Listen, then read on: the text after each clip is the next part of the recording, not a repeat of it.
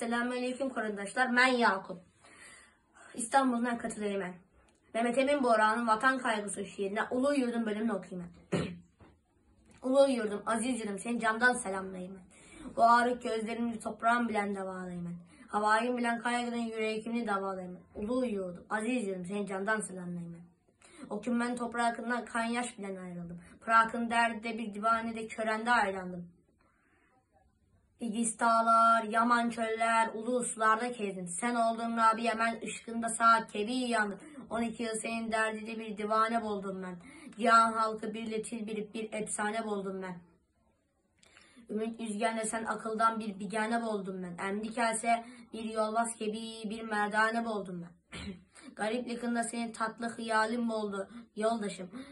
Senin derdin, senin kaygın bir hemişe oldu koldaşım.